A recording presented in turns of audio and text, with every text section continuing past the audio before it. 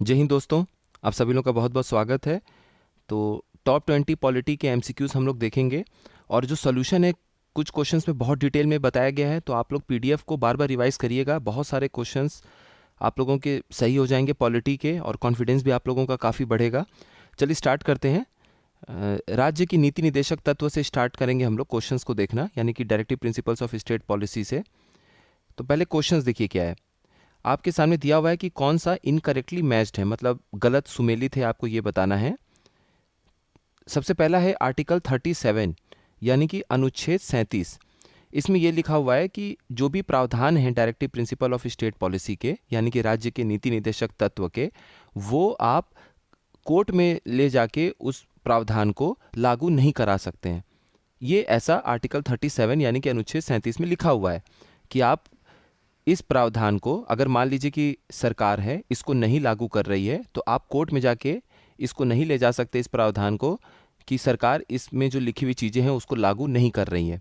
क्योंकि fundamental right जो मौलिक अधिकार हैं आपके, आप उसके लिए तो कोर्ट में जा सकते हैं कि मेरा ये मौलिक अधिकार हनन हो रहा है, और वहाँ पर आपको संविधान ने आर्टिकल 32 के तहत सुप्रीम कोर्ट में और आर्टिकल 226 के तहत हाई कोर्ट जाने के लिए अनुमति दे रखी हुई है। लेकिन संविधान ने आपको directive principles of state policy, राज्य के नीति निर्देशक तत्व के उल्लंघन के लिए कोर्ट में जाने की अनुमति नहीं दे रखी हुई है संविधान ने।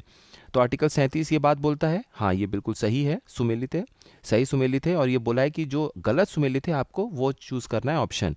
दूसरा क्या है, आर्टिकल 39A यानी कि अनुच्छेद 39 का, जो ये बोलता है कि सभी को बराबर न्याय मिलना चाहिए। और सभी को बराबर न्याय आप कैसे उपलब्ध करा पाएंगे? अगर किसी की बहुत ज़्यादा फीस है तो आप न्याय पाना बड़ा मुश्किल हो जाएगा, क्योंकि फिर जो वकील हैं वो आप उनको हायर नहीं कर पाएंगे।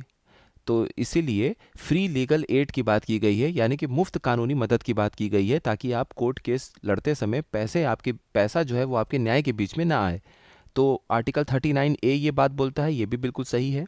आर्टिकल 42 बोलता है कि ऐसे प्रावधान बनाए जाएं जो लोगों के कार्य करने के लिए न्यायोचित हो, जहाँ पे भी वो काम कर रहे हों वो मानवीय तरीके से काम करें, जानवरों की तरह उनसे काम ना कराया जाए।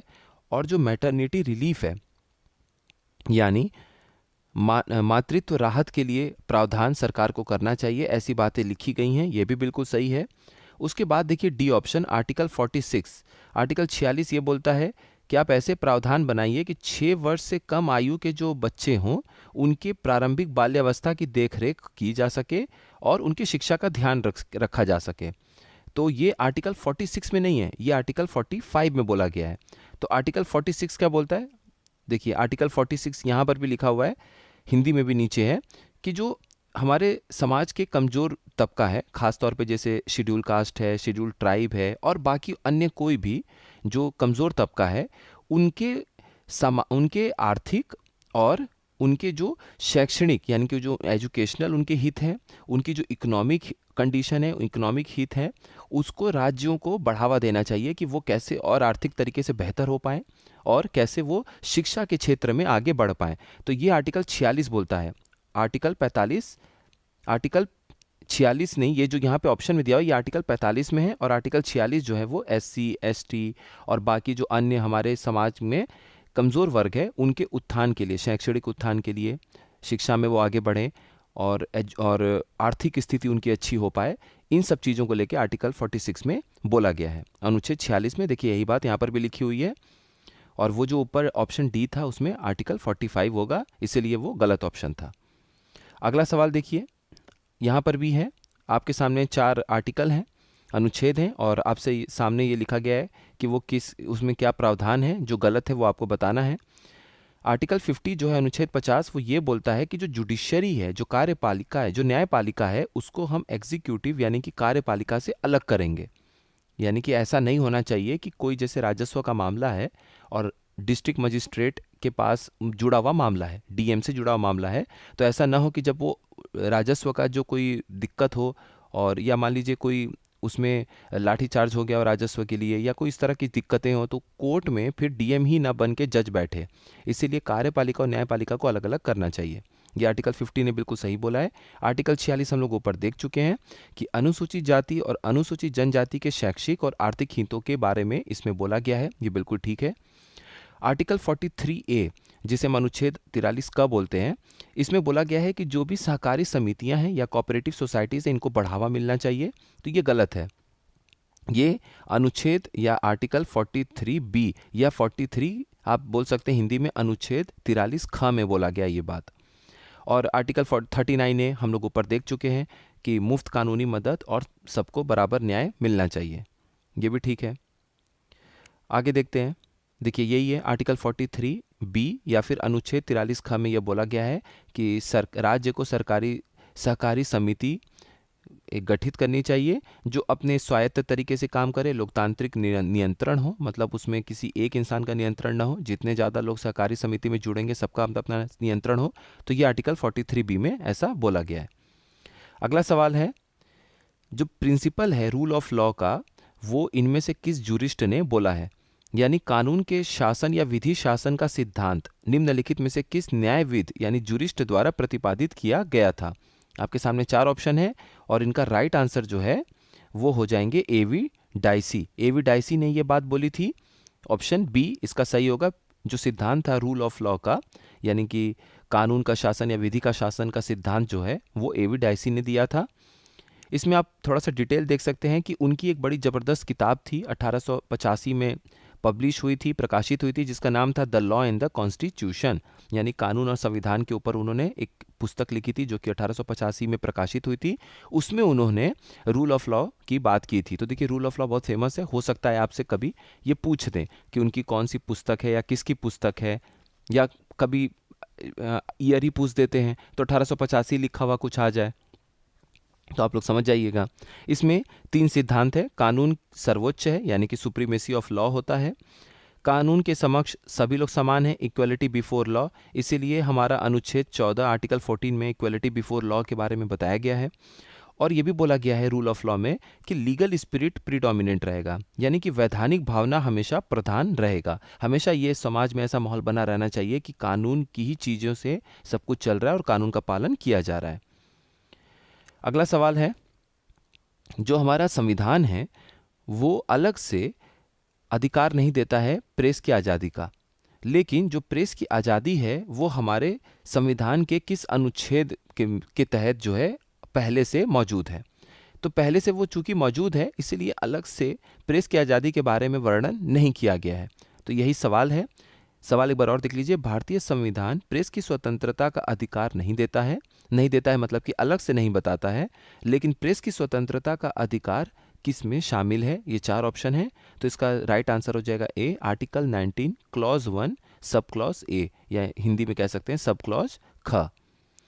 तो इसमें आप आर्टिकल 19 को डिटेल में पढ़ लीजिएगा। इसमें देखिए जो राइट हैं वो यहाँ पर इंग्लिश और हिंदी दोनों में लिखा हुआ है। इसको आप लोग देख लीजिएगा एक बार कि पहला क्या बोलता है क्लॉज, दूसरा क्या बोलता है, तीसरा क्या बोलता है।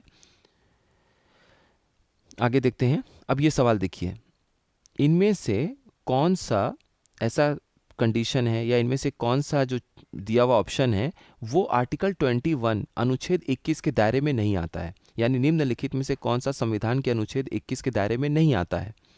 किसी डॉक्टर द्वारा चोट लगने पर अगर कोई चिकित्सा सहायता प्रदान किया जाए तो ये मुद्दा आता है कि नहीं?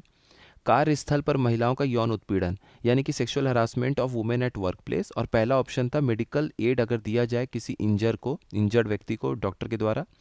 तीसरा है pollution of the quality of water, यानी कि जल की गुणवत्ता का प्रदूषण का मामला है, तो क्या ये आर्टिकल 21 के तहत आएगा कि नहीं? और कैपिटल पनिशमेंट यानी कि मृत्यु दंड जो है वो अनुच्छेद 21 के दायरे में आएगा कि नहीं? तो इसका राइट आंसर हो जाएगा डी, जो कैपिटल पनिशमेंट है, जो मृत्यु दंड है, वो अनुच्छेद 21 के दायरे में नहीं आता है। कैसे? अब अनुच्छेद 21 आपका ये कहता है कि आपके पास जीवन का अधिकार है, आपके पास लिबर्टी है, और आपका जीवन प्रॉपर कानून के तहत ही लिया जा सकता है। यानी कि कैपिटल पनिशमेंट या मृत्यु दंड जो है कानूनी प्रक्रिया के तहत अगर किसी को मिलता है तभी उसका जीवन जो है वो लिया जा सकता है।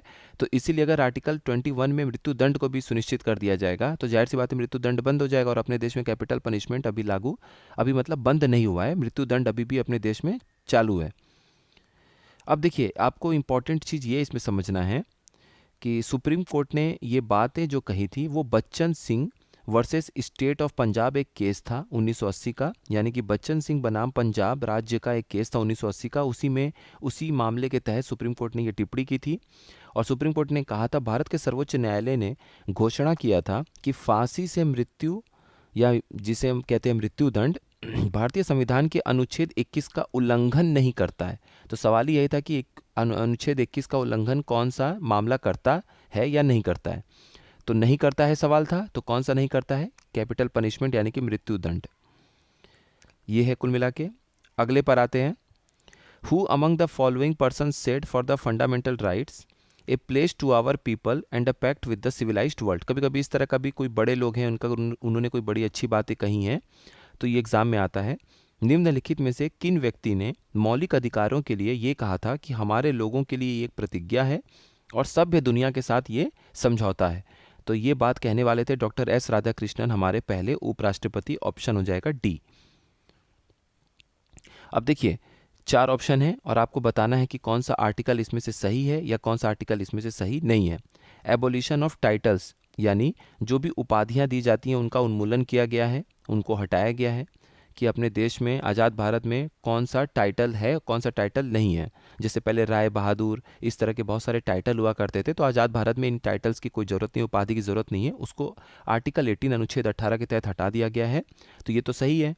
Freedom to manage religious affairs, धार्मिक मामलों के प्रबंधन की स्वतंत्रता आपको अनुच्छेद 27 के तहत दी जाती है, तो ये गलत है, इसका अनुच्छेद 26 हो जाएगा। Protection of language of minorities, अल्पसंख्यकों की भाषा का संरक्षण आपको अनुच्छेद 29 के तहत दिया जाता है। देखिए अल्पसंख्यक का एग्जैक्ट डिफिनीशन तो नहीं संविधान ने बताया, लेकिन भाषा के आधार पर भी और कल्चर के आधार पर भी आप अल्पसंख्यक करार किए जा सकते हैं। और राइट टू एजुकेशन जो है, यानी कि जो शिक्षा का अधिकार आपको दिया गया है, ये अनुच्छेद 21 का या आर्टिकल 21A के तहत किया गया, ये भी बिल्कुल सही है। धार्मिक मामलों के प्रबंधन की स्वतंत्रता यानी freedom to manage religious affairs जो है वो आर्टिकल 26 के तहत आता है। अब आपका काम ये है बताना कि ये जो आर्टिकल 27 है इसमें क्या लिखा गया है, अनुच्छेद 27 में क्या लिखा गया है बताइएगा, और हर बार की तरह जो भी इसके बारे में ठीक ठाक एक्सप्लेनेशन देंगे उनके कमेंट को पिन कर दिया जाएगा। अगला सवाल है, देखिए ये सवाल है 42वें कॉन्स्टिट्यूशनल अमेंडमेंट एक्ट यानी कि 42वें संशोधन अधिनियम के तहत आपको बताना है कि कौन सा कथन सही नहीं है। देखिए इसमें क्या लिखा है, इन्होंने क्या किया 42वें संशोधन अधिनियम से कि लोकसभा और जो भी आपके विधानसभा है उनके कार्यकाल को 5 साल से बढ़ाकर 6 साल कर दिया। तो ये स्टेटमेंट सही है और अब आपका क्वेश्चन का आंसर वो होगा जो गलत है। तो ये स्टेटमेंट तो सही है, तो ये हमारा आंसर नहीं है। दूसरा क्या है, राष्ट्रपति जो हैं वो मंत्री परिषद के सलाह के अनुसार ही, यानी कि the president shell act in accordance with the advice of the council of ministers, ठीक है, मतलब राष्ट्रपति जो है वो मंत्री परिषद के सलाह के अनुसार ही कार्य करेंगे, ऐसी बात अनुच्छेद 74 यानी कि आर्टिकल 74 में लिखी हुई है। तो ये भी बिल्कुल सही बात लिखा हुआ है।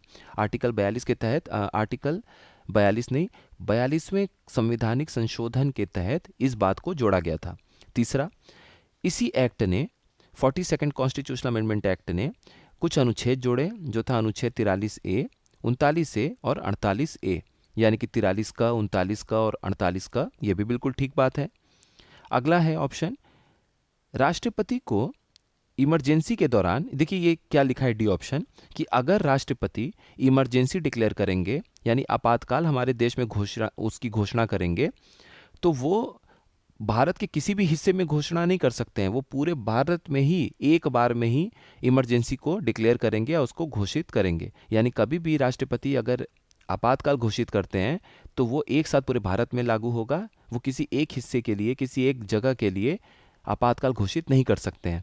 तो ये बात गलत है, उल्टा है, बल्कि जो 42वां संशोधन अधिनियम था, संवैधानिक संशोधन अधिनियम यानी कि 42nd कॉन्स्टिट्यूशनल अमेंडमेंट एक्ट, उसने बल्कि ये बात कहा कि राष्ट्रपति जी को अब अधिकार दिया जाता है, देखिए राष्ट्रपति जी को देश के किसी भी हिस्से में आपातकाल की घोषणा करने के लिए अधिकृत किया जाता है, ऑथराइज किया जाता है। ये बात बल्कि 42वें संवैधानिक संशोधन अधिनियम ने बोली थी। और वो जो 3 आर्टिकल हमने देखा जो उसने ऐड किया है, जोड़ा है संविधान में, वो क्या है, उसके तहत आर्टिकल 39A हम पहले भी देख चुके हैं, आर्टिकल अनुच्छेद 39 का, जिसमें कहा गया है कि सभी को बराबर न्याय का माहौल आपको देश में बढ़ाना है और गरीबों को मुफ्त कानूनी मदद देनी है। आर्टिकल 43A की जो बात है अनुच्छेद 43 का, उसमें ये था कि हमें कुछ ऐसे कदम उठाने हैं जिससे कि जो वर्कर्स हैं, जो मजदूर श्रमिक हैं, उनका इंडस्ट्री के मैनेजमेंट में, उनका उद्योगों के प्रबंधन में एक भागीदारी सुनिश्चित हो पाए। तभी क्या होगा कि प्रबंधन उस हिसाब से उनकी सैलरी, बोनस, उनके कार्य का जो कंडीशन है, अवस्था है, उसको ध्यान दे सकता है। और तीसरा है आर्टिकल 48A यानी अनुच्छेद 48 का, जो हमें ये बोलता है कि पर्यावरण की रक्षा करनी है हमें, to protect and improve the environment. और जो भी वन्य जीव हैं, वाइल्ड लाइफ, जंगल हैं, वन हैं, फॉरेस्ट हैं, इनकी भी हमें सुरक्षा करनी है। ये बात किस में लिखी हुई है? ये भी DPSP यानी कि directive principles of state policy, राज्य के नीति निर्देशक तत्वों में लिखे हुए हैं। और ये तीनों जो अनुच्छेद हमने अभी पढ़ा, आर्टिकल 39A, 43A, 48A, प्रावधान तो आपको पता होना चाहिए उसमें क्या लिखा है। साथ ही साथ ये 42वें संवैधानिक संशोधन अधिनियम यानी कि 42nd कॉन्स्टिट्यूशनल अमेंडमेंट एक्ट ने इसको जोड़ा है। अगला सवाल है, इनमें से कौन सा ऐसा संवैधानिक प्रावधान है जो हमने भारत सरकार अधिनियम 1935 यानी कि गवर्नमेंट ऑफ इंडिया एक्ट 1935 से नहीं उधार लिया, नहीं लिया है, अपने संविधान में शामिल नहीं किया है? ऑफिस ऑफ गवर्नर, गवर्नर का ऑफिस। इमरजेंसी प्रावधान, गवर्नर का ऑफिस हमने लिया हुआ है गवर्नमेंट ऑफ इंडिया एक्ट 1935 से, इमरजेंसी प्रावधान भी लिया है, पब्लिक सर्विस कमीशन भी लिया है, लेकिन उपराष्ट्रपति का जो पद है वो हमने ये प्रावधान गवर्नमेंट ऑफ इंडिया एक्ट 1935 से नहीं लिया है। और बिल्कुल बेसिक आप दिमाग लगा सकते हैं, गवर्नमेंट ऑफ इंडिया एक्ट 1935 जो है वो अंग्रेजों का बनाया हुआ है, और ब्रिटेन में प्रेसिडेंट वाइस प्रेसिडेंट का कोई मतलब है नहीं, वहाँ तो प्राइम मिनिस्टर का सिस्टम है और मंत्रिपरिषद का सिस्टम है जो हमने अपनाया हुआ है। ये प्रावधान हमें कहाँ से मिलेगा? ये प्रावधान हमने लिया है US से, ठीक है, अमेरिका के संविधान से हमने ये प्रावधान लिया हुआ है। तो वही लिखा है कि the provision for the post of vice president has been taken from US constitution. उपराष्ट्रपति पद का प्रावधान अमेरिकी संविधान से लिया गया है। और जो इमरजेंसी को हमने सस्पेंड करने का प्रावधान लिया है कि इमरजेंसी के समय हमें क्या क्या चीज़ें, आपातकाल का निलंबन कैसे होगा, मतलब आपातकाल के समय हमें क्या क्या चीज़ सस्पेंड करनी है, हमें कैसे उसको पालन करना है, ये सब चीज़ें हमने जर्मनी से ली हुई है। तो इस बात को ध्यान रखिएगा। और यहाँ पर जो लिखा हुआ है कि इमरजेंसी के जो प्रावधान है वो तो गवर्नमेंट ऑफ इंडिया एक्ट से लिया हुआ है हमने, लेकिन जो इमरजेंसी के समय हम मौलिक अधिकारों का हनन कर देते हैं, सस्पेंशन कर देते हैं, जिसमें आर्टिकल 359, 358 आते हैं, वो हमने जर्मनी से लिया हुआ है। 10वां क्वेश्चन देखिएगा, आपको फिर से बताना है कि कौन कौन से ऐसे संविधान के प्रावधान है जो हमने देशों से लिया है। ये जो प्रावधान है कॉन्करेंट लिस्ट का यानी समवर्ती सूची का, ये हमने कनाडा के संविधान से लिया है, तो इसका आंसर है नहीं। ये हमने ऑस्ट्रेलिया के संविधान से उठाया इस प्रावधान को। और दूसरा जो है, ये जो प्रावधान है ज्वाइंट सिटिंग का, संयुक्त बैठक का, ये हमने ऑस्ट्रेलिया के संविधान से इस प्रावधान को लिया है, तो ये बिल्कुल सही है। ज्वाइंट सिटिंग की जहाँ तक बात है, आर्टिकल 108 के तहत, अनुच्छेद 108 के तहत संयुक्त बैठक यानी कि ज्वाइंट सिटिंग का प्रावधान है। अब देखिए इसमें ध्यान क्या रखना है, ज्वाइंट सिटिंग को बुलाने वाले कौन होते हैं? राष्ट्रपति। राष्ट्रपति इस बात की घोषणा करेंगे कि एक ज्वाइंट सिटिंग बैठानी है, यानी कि जो संयुक्त बैठक है लोकसभा और राज्यसभा की, वो बैठेगी एक साथ। राष्ट्रपति इसको बुलाएंगे, लेकिन उसकी अध्यक्षता कौन करेगा, कौन प्रिसाइड करेगा? वो है लोकसभा स्पीकर। अब मान लीजिए लोकसभा स्पीकर किसी भी तरह से उपलब्ध नहीं हो पाते हैं, तब उसके बाद कौन उनके गद्दी पर बैठेगा? अगर लोकसभा के स्पीकर नहीं हैं, तब उनकी जगह जो डिप्टी स्पीकर है आप उनको बैठा सकते हैं, या फिर वो भी अगर नहीं है तो फिर जो वाइस चेयरमैन हैं, जो उप सभापति होंगे राज्यसभा के, वो गद्दी पे बैठेंगे। लेकिन किसी भी हालत में जो चेयरमैन है राज्यसभा के, वो नहीं बैठेंगे। क्यों? क्योंकि जो चेयरमैन है राज्यसभा के, वो वाइस प्रेसिडेंट ही तो होते हैं। और उपराष्ट्रपति क्या सदन के सांसद में से एक होते हैं? नहीं, उपराष्ट्रपति को तो सांसद लोग अलग से चुनते हैं। तो इसीलिए चूंकि वो सदन का हिस्सा हैं भी, लेकिन एक तरीके से नहीं भी हैं, क्योंकि वो कोई सांसद नहीं है, इसीलिए संयुक्त बैठक में उनको शामिल नहीं किया जाता है, उनकी अध्यक्षता नहीं स्वीकारी जाती है। आगे देखते हैं क्वेश्चन नंबर 11। आपको यह बताना है कि कौन सा इनमें से थर्ड शेड्यूल में नहीं शामिल होते हैं, जहां पर ओथ लेने की बात होती है, यानी शपथ के स्वरूप से संबंधित तीसरी अनुसूची के अंतर्गत निम्नलिखित में से कौन सा शामिल नहीं है। तो तीसरी अनुसूची यानी थर्ड शेड्यूल में हम बात करते हैं कुछ ऐसे पद पर बैठे हुए लोगों के बारे में जो कि शपथ ग्रहण करते हैं।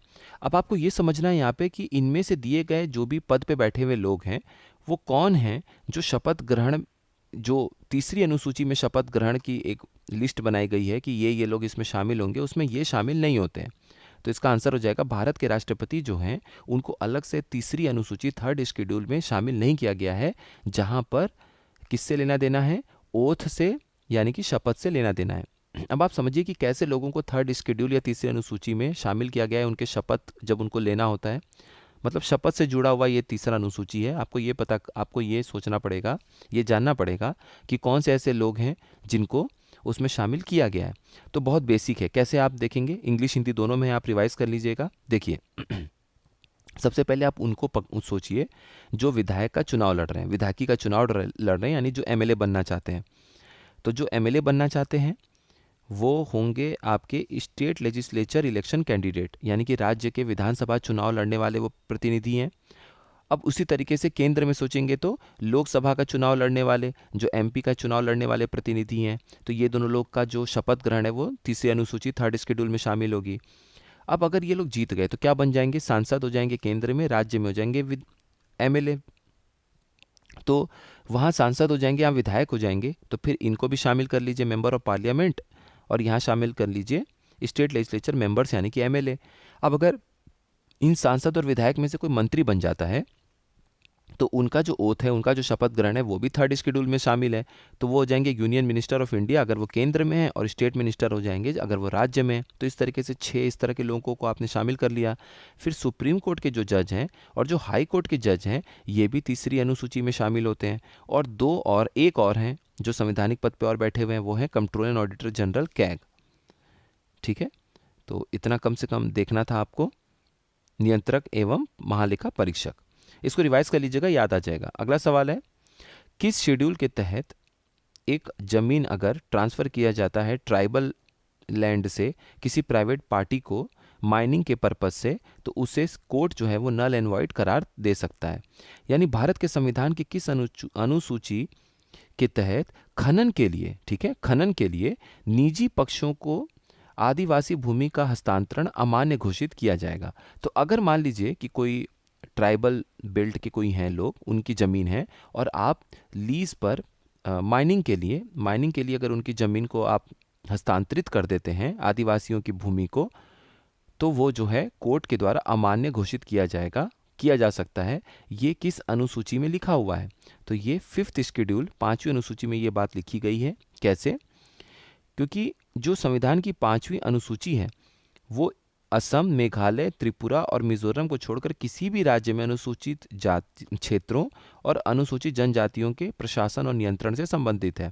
और जो 6th शेड्यूल है 6वीं अनुसूची, उसमें कौन कौन से राज्य आते हैं, तो एटीएम मशीन याद रखिएगा, आसाम, त्रिपुरा, मेघालय और मिजोरम। ये जो 4 राज्य हैं, इन यहाँ पर जो भी जनजाति के लोग हैं, अनुसूचित जनजाति के लोग हैं, उनके प्रशासन, उनके हितों से जुड़े हुए जो भी मामले हैं वो 6th शेड्यूल यानी कि 6वें अनुसूची में शामिल किए गए हैं। और इसके अलावा देश में कहीं भी जो भी अनुसूचित क्षेत्र यानी शेड्यूल्ड एरिया हैं और शेड्यूल्ड ट्राइब्स अनुसूचित जनजाति के लोग हैं, उनके हितों की बात जहाँ की गई है, उनके हितों की रक्षा की बात जहाँ की गई है, वो सब के सब 5th शेड्यूल यानी कि 5वीं अनुसूची में शामिल किए गए हैं। यही इसमें कॉन्सेप्ट था। देखिए ये विशेष प्रावधान वाले आर्टिकल हैं कुछ, इसको अच्छे से देख लीजिएगा। इसमें आपको बताना है कि कौन सा सही नहीं है। तो आर्टिकल 371A स्पेशल प्रावधान है नागालैंड के लिए, बिल्कुल सही। आर्टिकल 371B आसाम के लिए बिल्कुल सही। आर्टिकल 371C मेघालय के लिए नहीं, मेघालय नहीं शामिल है स्पेशल प्रावधान में, ये मिजोरम होना चाहिए। और आर्टिकल 371D आंध्र प्रदेश के लिए है, ये बिल्कुल ठीक है। अब सॉल्यूशन देखिए आपको कैसे पढ़ना है। ये भारत के अलग अलग राज्यों के हिसाब से यहाँ पर लिखा हुआ है। आप अंदर बिल्कुल मत पढ़िएगा ज़्यादा, ऊपर से बस देख लीजिएगा। जैसे ये आसाम है, आसाम में लिखा है कि आर्टिकल 371B स्पेशल प्रावधान है जिसमें आसाम को शामिल किया गया है 42वें संशोधन अधिनियम के तहत 1969 में जो किया गया था। अरुणाचल प्रदेश का देखेंगे तो आर्टिकल 371H है, और हर एक के संशोधन के साथ में लगभग आर्टिकल भी मेंशन किया गया, लिखा गया। तो आप लोग इसको ऐसे ऊपर से भी पढ़ लेंगे तो आपका काम हो जाएगा। अगला देखिएगा क्वेश्चन, इनमें से आपको बताना है कि कौन सा सही सुमेलित नहीं है। अनुच्छेद 61 यानी आर्टिकल 61 जो है वो हमें बताता है उस प्रक्रिया के बारे में जिसके तहत हम राष्ट्रपति पर महाभियोग चला सकते हैं, यानी कि वो आर्टिकल 61 हमें प्रोसीजर बताता है for the impeachment of the president. तो ये बिल्कुल ठीक है, आर्टिकल 61 में ये बात लिखी गई है। और राष्ट्रपति का उल्लेख किस में किया गया है? आर्टिकल 52 में। ठीक है, ये बोला गया है कि हमारे देश में एक राष्ट्रपति होंगे, आर्टिकल 52 में ये बात की गई है। और 11 जब जोड़ेंगे आर्टिकल 63 तब उसमें उपराष्ट्रपति जी के बारे में वर्णन किया गया है। और उपराष्ट्रपति ही पदेन अध्यक्ष यानी कि एक्स ऑफिशियो चेयरमैन होंगे किसके? राज्यसभा के। ये बात 2 आर्टिकल में लिखा गया अनुच्छेद में। एक तो आर्टिकल 64 में ये बात लिखी गई है कि जो भी इंसान उपराष्ट्रपति बनेगा वो अपने आप राज्यसभा का चेयरमैन बन जाएगा। तो हम इसे अच्छे तरीके से शब्दों में बोलते हैं पदेन अध्यक्ष। पदेन अध्यक्ष का मतलब है कि एक पद पर बैठने की वजह से आप दूसरे जगह के अपने आप पद पर विराजमान हो गए। आपको अलग से राज्यसभा का चेयरमैन नियुक्त होने की कोई ज़रूरत नहीं है। आप उपराष्ट्रपति जीत गए, उस पद पे पहुंच गए, तो आप राज्यसभा का चेयरमैन भी बन गए। आर्टिकल 64 में ये बात की गई है और एक आर्टिकल 89 89 क्लॉज 1 में भी ये बात की गई है। तो 2 जगह ये बोला गया है, ध्यान रखिएगा। अगला है आर्टिकल 67 क्लॉज बी यानी कि अनुच्छेद 67 ख, ये बी ए ख लिख लीजिएगा। इसमें बोला गया है कि कैसे आप उपराष्ट्रपति को हटा सकते हैं, बिल्कुल ठीक। आर्टिकल 93 में बोला गया है कि लोकसभा के स्पीकर को आप कैसे हटा सकते हैं, नहीं, लोकसभा के स्पीकर रिजाइन दे दें, कैसे अपने पद से हट सकते हैं, ये सब अनुच्छेद 94 जो अगला आर्टिकल है आर्टिकल 93 के बाद उसमें बोला गया है। आर्टिकल 93 में सिर्फ लोकसभा स्पीकर कैसे वो चुने जाएंगे, डिप्टी स्पीकर कैसे चुने जाएंगे, उसके बारे में बताया गया है। और आर्टिकल 90 वो बताता है हमें कि डिप्टी चेयरमैन जो है राज्यसभा के वो कैसे हटाए जाएंगे, ये बिल्कुल ठीक है। और आर्टिकल 89 में राज्यसभा के चेयरमैन, उपचेयरमैन और उपसभापति दोनों के बारे में बताया गया है। तो यहीं पे ये बात लिखी गई है, आप लोग इसको पढ़ लीजिएगा।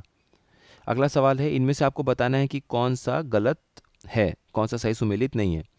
आर्टिकल 323A उसके तहत, जो आर्टिकल 323 का है उसके तहत हम प्रशासनिक न्यायाधिकरण यानी एडमिनिस्ट्रेटिव ट्रिब्यूनल्स को देखते हैं, बिल्कुल सही है। आर्टिकल 332 के तहत हम रिजर्वेशन रखते हैं सीट्स के लिए हर राज्य में SC ST के लिए, बिल्कुल ठीक है। आर्टिकल 330 के लिए रिजर्वेशन हम रखते हैं SC ST की सीट के लिए लोकसभा में। और आर्टिकल 319 में हमें पता चलता है कि पब्लिक सर्विस कमीशन लोक सेवा आयोग के क्या कार्य हैं। तो ये आंसर होना चाहिए इसका आर्टिकल 320। आर्टिकल 320 यानी कि अनुच्छेद 320 में पब्लिक सर्विस कमीशन का कार्य हमें पता होना चाहिए, आर्टिकल 320 में, ठीक है, आर्टिकल 319 में नहीं। अगला सवाल है, विच आर्टिकल, ये जो भारतीय संविधान का कौन सा अनुच्छेद है जो लोकसभा और विधानसभा के प्रतिनिधियों को चुनने के लिए मतदान का अधिकार अर्थात वयस्क मताधिकार प्रदान करता है। यानी which article of the Indian constitution provides right to vote that is adult suffrage for electing the representatives of Lok Sabha and Rajya Sabha Vidhan Sabha.